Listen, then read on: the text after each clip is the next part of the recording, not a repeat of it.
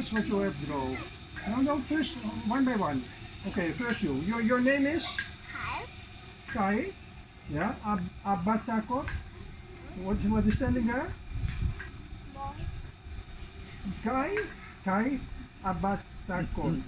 Batukael, right? Okay. Okay. And tell me what you have drawn. Boy, girl, dog, cat. So there's a boy, a dog, a boy and a girl, a dog and a cat, and a fish. And a fish. Okay. Very good. And what color? If you think about the colors, what colors will you give that to the drawing?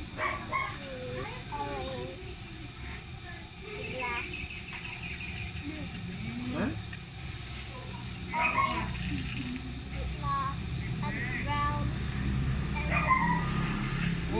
Okay, so you know now if I bring you your drawing, you can color it.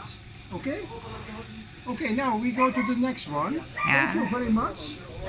And you don't know your age anymore, eh? You don't know how old you are. How old are you? You don't know? Oh, hey, how old are you? You know it? How old you are? Pilay mong edad? How much? 6? 6? So, So you're 8. 8 years old and then you 6 years old. you are 6. Yeah. Okay. Now you show the camera? Can you show it to the camera? Yes. There. Your name is Clint? So Clint Batukael and then you are Kyle Batukael. You are both brothers? Clint, what you have drawn? What is your drawing? Explain me your story.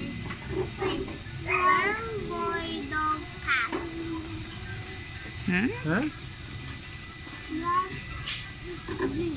Huh? There's brown cat and then there's a blue dog.